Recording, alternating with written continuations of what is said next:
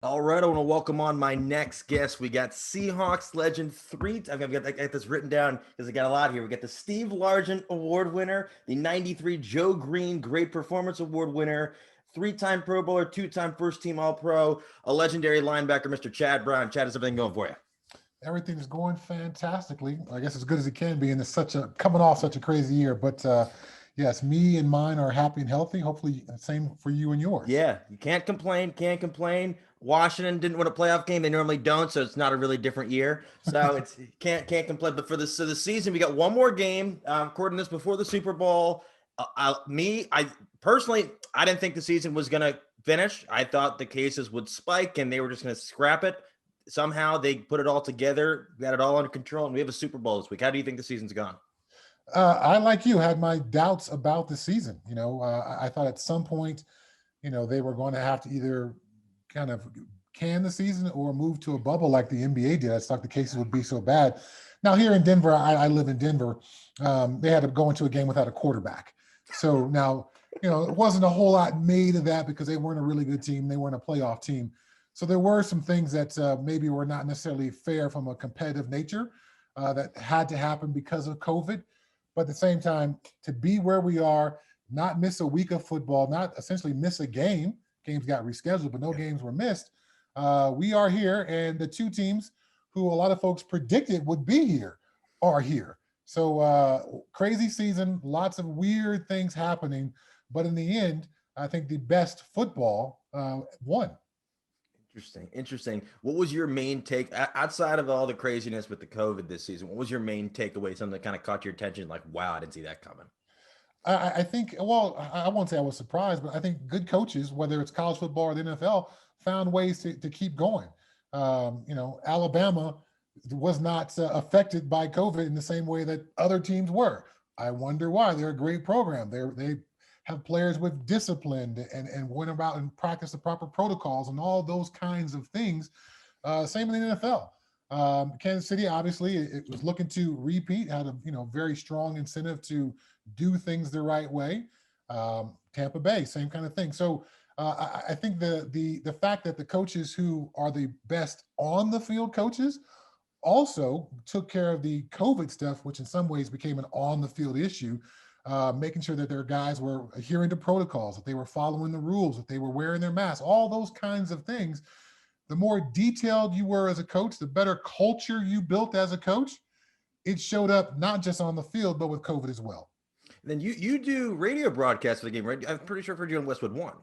I've done Westwood One, but I've also do a lot of Compass Media as Oh, well. cool. So how did that work this season for you? This was an interesting season. We did not have spotters or stats people in the booth. So it kind of brought me back to doing some of my first broadcasting opportunities, which were high school games where you don't have a spotter, you don't have anybody in the booth. So your ability as a broadcaster to juggle all those tasks became critically important. So we were allowed to go on site, but we were only allowed to have three people in the booth: play by play, color guy, and an engineer. And that was it. Occasionally, we got a fourth person. We were allowed to have a producer. So those really tight constraints, in the end, I think in the beginning affected some of the broadcast, but in the end, it made all of us better broadcasters because we had to juggle stats and keep those in our heads, not just rely on somebody else to keep feeding us statistical information. Or, I'm helping the play-by-play guy figure out who was a receiver who just caught this pass. Now, working an NFL game, obviously a lot easier because we're so familiar with NFL players, but I did NFL and college games this year. So bouncing back and forth and doing a Louisville, Florida State game, teams that I haven't called a game for ever, my first time calling either one of those teams. Trying to do that with the limited personnel we had was certainly tricky. But in the end, I think, like I said, I think we're all better for that. Were there a lot of stadium personnel there? Or did you have to lock up after the game was over? I have to say everyone, everywhere I went, excuse me, did a fantastic job. Whether it was NFL, whether it was college, all the protocols weren't exactly the same everywhere we went. Obviously, some places were more stringent than others, but everyone had a plan in place and they were trying their best to execute the plan. And the stadium personnel were always incredibly helpful in that. And I think it was a bit odd for them as well, used to having 60 or 70,000 people in the seats. Yeah. Now maybe there's a couple of hundred friends and family kind of thing. But from a media perspective, they were as helpful as they have ever been. And it was great to see, that because things were crazy, not everything became crazy.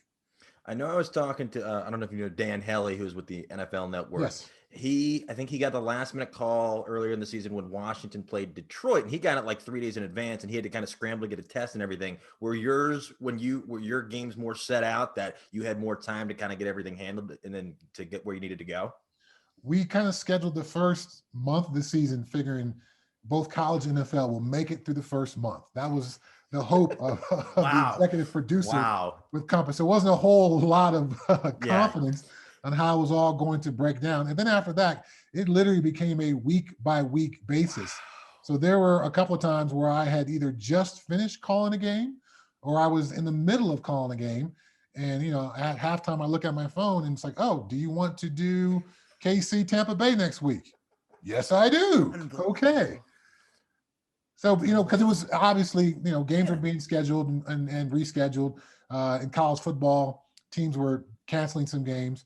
And then we were dealing within our own media circle, some guys were getting COVID and coming down with that. So there's a lot of juggling of schedules and games to make it all happen. But again, I called 13 games this year. Awesome. So happy and blessed to be able to do that many.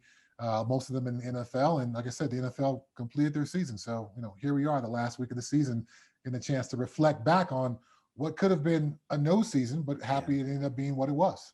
By the 12th game, when the person was giving you the test, you're like, all right, I've done it before. You can just do it. I know what's going on here. Yeah. The first time, because I got it because when I moved into with some roommates in August, before I moved in, the kid tested positive and we all had to get it and they gave it to me. And they were like, are you ready? I'm like, not really. And they just went right up there. I'm like, this is brutal. This is unbelievable. And then so for Denver, you spoke about the Broncos. They obviously had Kendall Hinton suited up. It was not the prettiest game. What did you think of their season? A struggle for the Broncos. But it went as I expected. They have not been very talented in a while. I think Drew Lock has a chance to be a pretty good quarterback. But I think this year he was focused far too often on trying to be great instead of trying to be good. And most of his mistakes, most of his interceptions, he led the league in interceptions, had 11 straight games with a turnover, whether it was an interception or a fumble, was because he was trying to do too much. And, I understand the thought as a player, you're competitive, but as a quarterback, your job is to put other people in positions to be successful. Your job is to make sure that you don't put your defense in a bad spot. So a big learning curve for Drew Lock. We saw just this week that the new general manager for the Broncos, George Paton, went after Matthew Stafford. So that indicates that he's not necessarily happy about Drew Lock moving forward. So we'll see how that quarterback position plays out, but they've got a lot of other issues as well. Von Miller with some legal trouble. We don't even know what's going on. Some stuff going on. We don't even know what's going on with that. Yeah, some legal trouble with Von Miller. Obviously, he's got an incredibly high salary cap number. Coming off an injury year and a couple of years of limited production. What do they do with him? They've got a cornerback position where I don't think they have any idea who's going to be the starter, much less the top 3 guys next year. So there's a lot of different issues they need to take care of. But first and foremost, if I'm George Paton, I've got to figure out what I want to do at the quarterback position. Do I move on and try to bring a veteran competition guy in who can compete with Drew Lock and perhaps, if he loses a job, become kind of that mentor, that consigliere kind of role, that Josh McCown kind of role? Or they just stand pat with Drew Lock and really just try to build up the rest of the team while, hoping to either get a free agent quarterback next year or find one in the draft next year. So I want to get into the 3 teams you played for, their seasons before we get into your career. So Steelers, obviously drafted by the Steelers second round, had an incredible start. Then a team with no name kind of threw everything out of whack. What was your thoughts on their season? Well, to win 11 in a row was certainly impressive, but they were the worst 11-0 team I had ever seen. And the cracks and the holes were out there. If you weren't wearing black and gold glasses and looking at the football games objectively, it was clear that they had some issues. And once they became truly one-dimensional, it became so easy to defend them. And so their tailspin at the end of the season was not a surprise for me. It had been coming for at least a month while they were still winning. But at some point, you put enough bad football on tape particularly on the offensive side of the ball, the defensive coordinators, they spend 100 hours a week looking at tape. They're going to figure out the ways to put you in positions where you're not comfortable or force you to do things you're not very good at. And that's what happened to the Steelers season. So the defense was amazing to start the year, and then you lost. Pretty sure you lost Devin Bush. That was relatively early, and then they lost Bud Dupree. Do you think Bud Dupree comes back? I know he's a free agent. Hopefully, it doesn't affect his incoming contract. What do you think the defense will be just as good next year? You know, I'm not exactly sure who they have behind Bud Dupree. I think one of the Spillane. Yes. I think one of the luxuries of being the Pittsburgh Steelers is, at least defensively, the scheme, tweaked a little bit from time to time. Now with Keith Butler being the defensive coordinator, but in the end, it's the same scheme they've been running for almost 30 years. So the physical prerequisites and the scouting for players in that defense hasn't changed in a long time. So whether it's Bud Dupree maybe moving on in free agency, or it's Chad Brown moving on in free agency, or Kevin Greene, or Greg Lloyd, or Joey Porter, or Clark Haggans, or Jason Gilden, it's a long list of guys, but they've always found somebody to step back in and replace them. So I'm assuming the Steelers being the Steelers, they have scouted guys with the anticipation of Bud Dupree possibly leaving, and they've got someone else to step up. So the linebackers in Pittsburgh obviously are such an established tradition. I think the scouting department for those guys knows exactly what they're looking for and how to find that next guy. You think we've seen the last of Juju in a Steelers uniform? Maybe so. Maybe so. He's kind of tailed off a little bit. He was, one of the brightest young receivers in the game. Kind of tailed off a little bit, and now we're seeing some of the, lack of maturity showing up in some ways. And I'm not sure if Mike Tomlin, we saw him get rid of Le'Veon Bell. We see him trying to eliminate distractions. Maybe Juju is the next step in that process. Interesting. And then so going over to Seattle, obviously spent the bulk of your career there. They came out of the gates storming. The defense wasn't really playing up to par. Then the defense sort of caught up. The offense sort of tailed out. What about them? Were you surprised they lost to the Rams? I was particularly, what was going on with the Rams quarterback situation. But again, you want to find a way to play your best football late in the season and going into the playoffs. And Seattle was kind of reeling offensively. They never really put together a fully complete game. I don't think the entire season. It was either one side of the ball or the other. They couldn't get both sides to play well. And to see Russell Wilson, after he was on to such a hot start, being talked about in the MVP conversation, it was, odd to see him struggle with just some of the things that maybe a month or 6 weeks before he had handled no problem. So I think there was a regression of his play. Clearly the play calling didn't meet what they had on the field. That's why there's a new coordinator in Seattle now. Pete Carroll's not going to allow that to stick around very long if you're not getting it done. And then defensively, tip of the cap to Ken Norton and to Pete Carroll as well. To keep chopping wood, keep your head down. You were a historically, not just a bad defense for this season, a historically bad defense. Then you managed to turn it around. You got Jamal Adams back. You got Carlos Dunlap in trade. He took a couple weeks to get going. Then he started producing in the pass rush game. You changed your defense, but you made them a much better defense, much more opportunistic. So it'll be a very interesting offseason for Seattle. Can they maintain what they had going defensively? Do they try to add more pass rush kind of elements to the defense? Because you need more than just those two guys. And then offensively, how do you maximize Russell Wilson and DK Metcalf and have other players fill roles? When you think about, say, the Kansas City Chiefs, they've got multiple weapons offensively that makes it very difficult to take away just Tyreek Hill or just take away Travis Kelce. The Seahawks need to spend an offseason with really developing those other weapons so teams can't just decide we're going to take away DK Metcalf and shut your offense down. Where does Bobby Wagner rank on your all-time great Seahawks linebacker list? Bobby's towards the top for sure.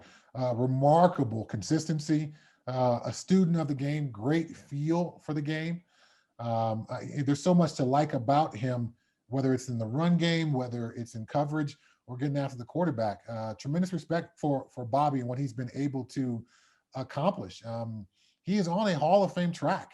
at this point. Still needs, I think, a couple years to kind of solidify that. But if he can maintain his current level of play for another 2 years or so, he's certainly in that conversation. Do you think there's any regret whatsoever for making the move for Jamal Adams? I don't think so. I think they knew what they were getting as far as kind of being a bit of a volatile personality. Now, at the same time, Pete Carroll, for a period of time, specialized in that. And I did a coaching internship with Seattle, and that was the year after they lost the Super Bowl to the Patriots. So Marshawn was still there. Martellus Bennett was still there. Cliff Averill was still there. Earl Thomas was still there. Richard Sherman was still there. So the personality of the locker room and ability for the coaches to, kind of tamp down some of the worst parts, but lift up the best parts of those more eccentric players' personalities. I don't think there's a better coach in the league than Pete at getting that accomplished.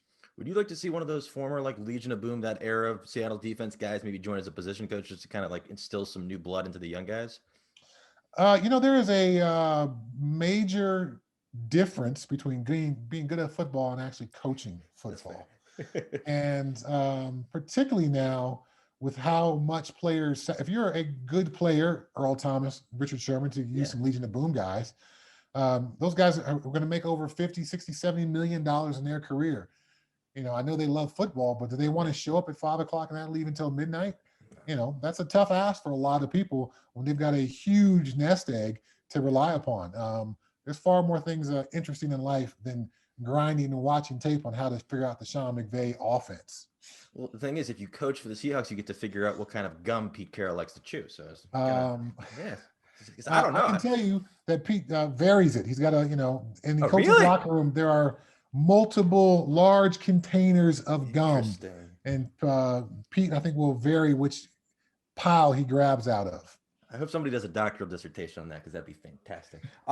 So then finally, quickly getting into the Patriots. Brady's obviously playing in the Super Bowl on Sunday night. Patriot season didn't go as planned. It was kind of up and down with Cam. What do they do from here? Well, I think folks are saying now, because Tom's in the Super Bowl, maybe the Patriot way was all about Tom Brady. I respectfully disagree. I think it's about both those guys. Tom Brady ended up being the perfect conduit for Bill's version of the Patriot way. So without Bill's vision of what it looks like, I'm not sure if Tom becomes that guy. Without Tom being the best player on the team, but also willing to be the perfect representation of the Patriot way, that only lifts and amplifies Bill's message.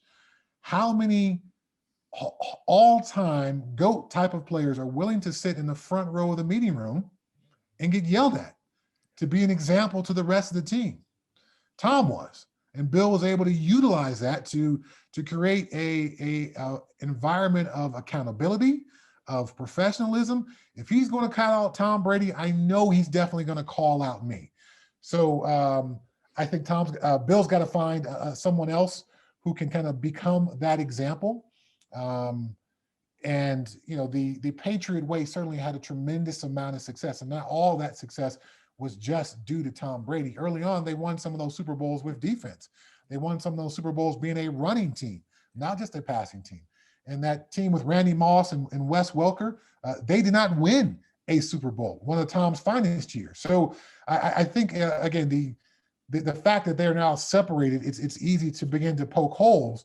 But I think we should also marvel that they spent as much time together as they did, and they produced a run that I'm not sure the NFL will ever see again. So I want to get into your career real quickly. How did you end up at Colorado? I was recruited by all the West Coast schools, and my dad really, really wanted me to leave the state of California. I had some friends who weren't necessarily on the same path in life that I was. My dad wanted me to go away and grow up a bit. And in fact, during the recruiting process, the phone rang one night during dinner. Of course, this is old school, so the phone was still hanging up on the wall. So my dad had. My parents still have one. I don't know why they still. I'm like, you still pay for the landline? They're like, yeah. I'm like, yeah. But anyway, my dad got up from the dinner table, answered the phone, and I hear him say, "Yeah, yep. Yeah, like I said, Chad's leaving the state. hangs the phone up, sits back down at the dinner table. Dad, who was that? Well, that was USC.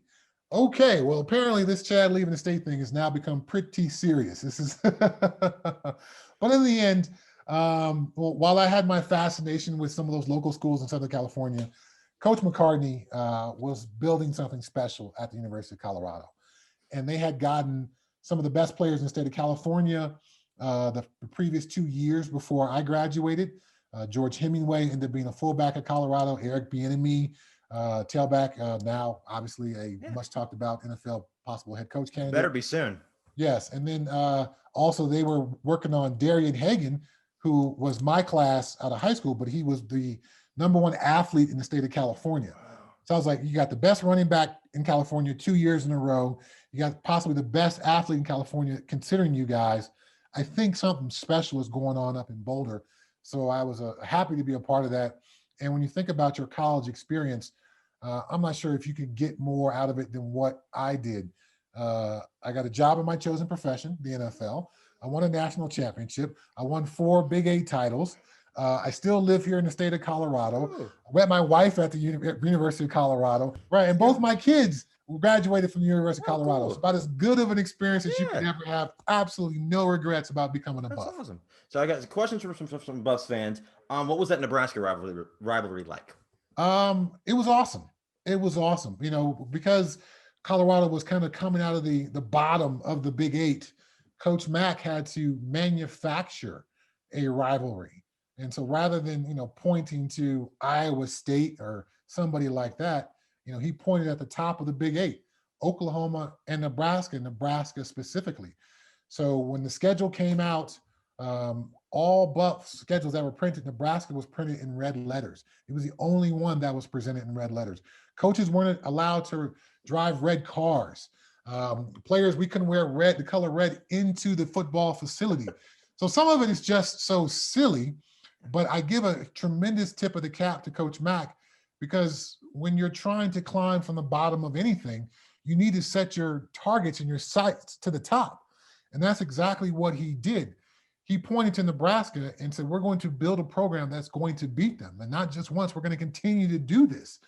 And so him creating that rivalry made such a target for us to try to reach up to. And then for Nebraska, they were much slower to move on from, you know, CU being awful and putting up 70 points against us before I got there to, oh my gosh, they beat us. Now they beat us 2 years in a row. Maybe this is for real. Maybe these guys are going to be our rival. So it took a little bit of time for those Husker fans to recognize that we were serious about it. It's like one other Colorado question from here. I don't recall the play, but I'm sure you do. If I say the words Rocket Ismail Orange Bowl, what's the first thing that comes to your mind? You know, I was on the punt coverage team during that game. And on that punt return, which ended up being called back to a clip call by the Notre Dame player and was rightly called by the officiating crew, I was the one player who actually hit Rocket and had a chance to tackle him. I am, you know, forever grateful that that flag was thrown. Otherwise, that would have it would have crushed me. It would have absolutely crushed me to, you know, have him slip through my fingers and literally the national championship slip through my fingers. In my defense, I did have shoulder surgery 2 days later. My left arm wasn't working as well as it should have been. But obviously we decided to try to make it through the game, which I did, and I ended up playing pretty well. But that is, I believe, the one tackle that I missed. And if you ever catch a replay, I'm trying my best to get my left arm around his legs. And right as I'm pulling it in, he hops out and takes off, hits his turbo button, and he is gone down the Buffs sideline for that touchdown. But again, fortunately, called back. What was the hill like after winning the national championship? Well, bananas, as you would expect. But, you know, we didn't get a chance to really come back to campus. So most of the guys, you know, because it was during Christmas break after national championship, most guys just went home from there. But I did have some guys who, you know, went back to campus, didn't go home for whatever reason. And they told me it was absolutely bananas. I didn't get a chance to experience it. I was back home in Pasadena, California. Interesting. And so what was your draft process like? The draft process. was interesting because I think a lot of teams didn't know where to, where I was going to be a best fit within the NFL. Was I going to be an inside linebacker? Was I going to be an outside linebacker? I did both at the University of Colorado. And then obviously in Colorado, we were a 3-4 team, and most of the teams in the NFL at that time were a 4-3 team. So there was a bit of, trying to figure out where I was going to fit. And then also I broke my hand first practice of my senior year. I separated my shoulder twice during the season. So I was really unable to lift weights pretty much my entire senior year. And my combine performance, let's just say from a strength perspective, was a little lacking. I did 11 on the 225 bench test. It just cracks me up to this day. I mean, I never was just a weight room animal. But when I got 11, I actually jumped off of the bench, was excited because I got into double digits. I mean, that's how far my strength levels had gone down. So while I was stoked about the 11, I think the scouts were like, what is this guy excited about? I was like, man, I got the double digits. Good for me. So those kind of factors, I think, moved me down. I talked to a couple of scouts who were like, you're a first round talent who's just not strong enough, and we just don't know where to picture you playing. The morning of the draft, my mother calls me. Her best friend in San Francisco says, hey, Chad's on the front page of the newspaper out here. Says they're going to take Chad in the first round. Wow, Mom. Okay. Literally, maybe 5 minutes after I hang out with my mom, Bill Cowher calls and says, Chad, we brought in Kevin Greene just a couple of days ago. He's going to play outside linebacker. Can you play inside linebacker? Coach, I can punt if you want me to. Whatever you want me to do, I can do it. So, okay, well, good to know. We'll think about that. So the draft is ongoing. 2 of my CU teammates get drafted in the first round. I'm doing the draft at my agent's house. There's a couple of local papers and TV crews there. After the first round is over, I'm no longer going to be a first round guy. I'm a little shy of being on camera at this point. I kind of go down to the basement, deal with some of my disappointment about it all. Agent calls me back up. It's like, it's heating up here in the second round. Something's going to happen soon. Anyway, the Washington Redskins call me, and I'm on the phone with the Redskins. We're going to take you with the 45th pick. I'm on the phone with them. Suddenly my agent answers the different phone, and he shoves the other phone into my face. I'm like, dude, I'm on the phone with the Redskins. They're like congratulating me. I'm about to be the 45th pick. It's like, no, it's the Steelers. They traded up to the 44th pick to get you.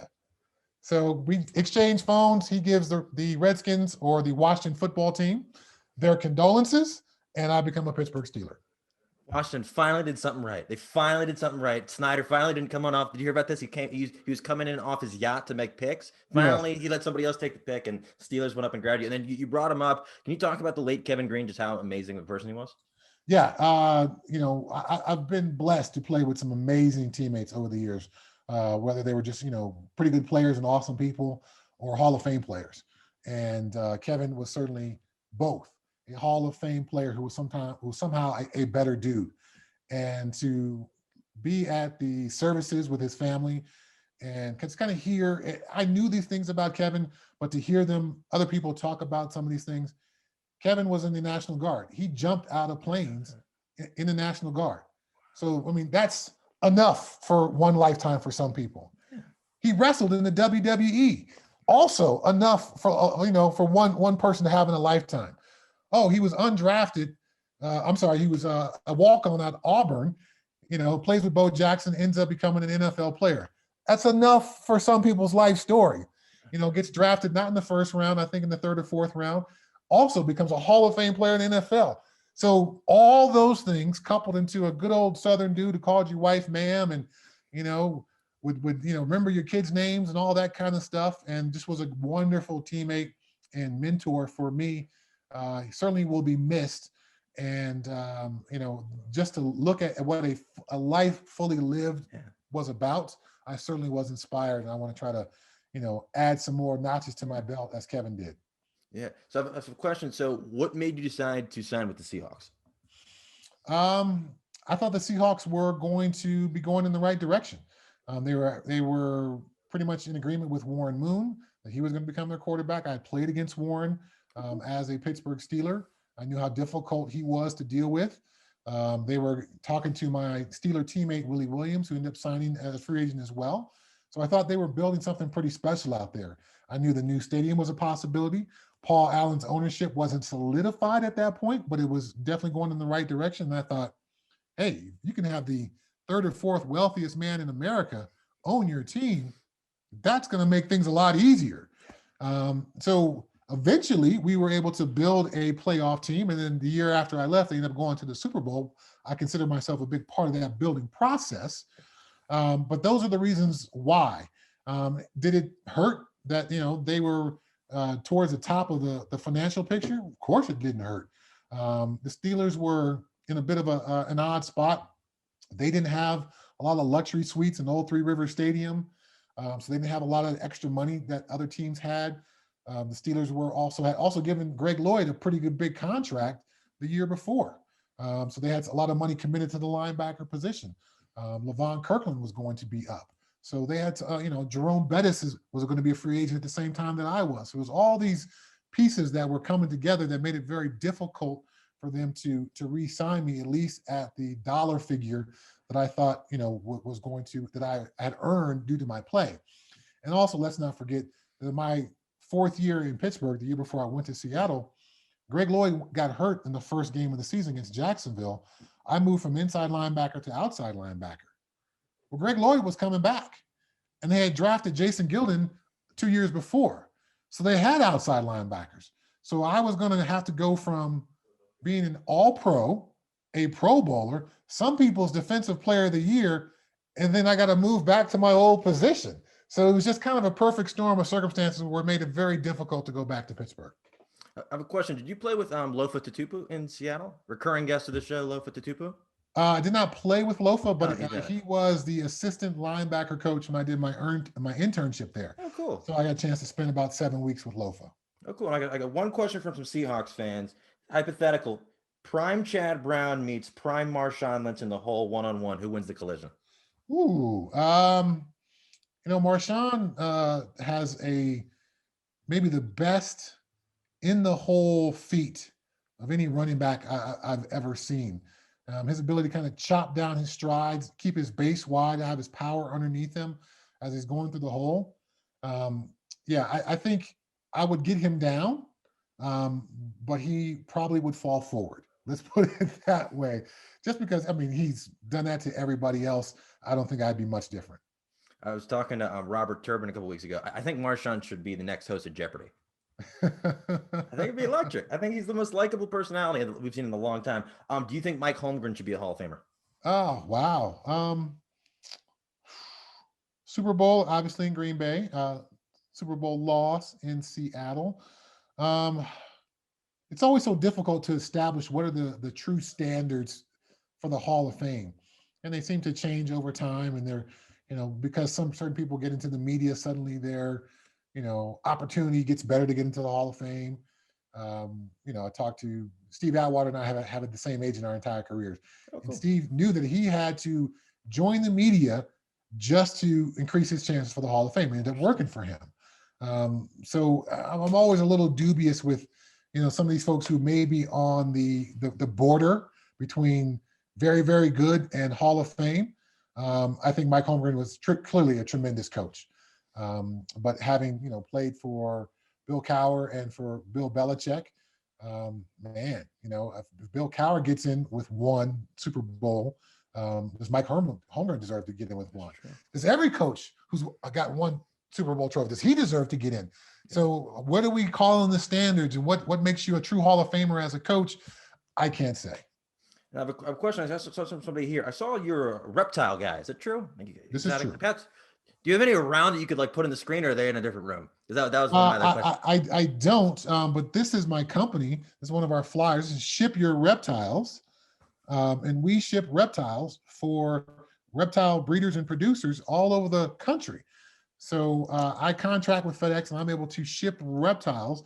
And most weeks I do well over 1,000 shipments all across the country for reptile breeders. I myself don't necessarily handle and pack the animals. An example would be, you're a reptile lover in Texas. I'm a reptile breeder in Colorado. you find me on Facebook and go, oh my goodness, Chad, those are the most amazing crested geckos I've ever seen. I got to buy them from you. And I say, hey, let me get in contact with Ship Your Reptiles and I'll make sure I can get these shipped to you. And so Ship Your Reptiles handles that transaction in between. Chad packs up the animals, FedEx delivers them to you. You open up a box of perfectly packed due to our customer service and packaging sales. The animals are safely packed and they are delivered to you the next day. Do you have any like very, very often recurring customers that you can tell if you go into their house, like they've got everything? Yeah, I've got some customers who literally do, 25, 30 shipments a day, like Monday, Tuesday, Wednesday. I mean, they're not just a hobbyist; Oh yeah, they're an animal business. that's unreal. Yeah, and I've got I do the same thing for the aquatics world. So Ship Your Aquatics for people who sell fish and corals and aquatic plants and things like that.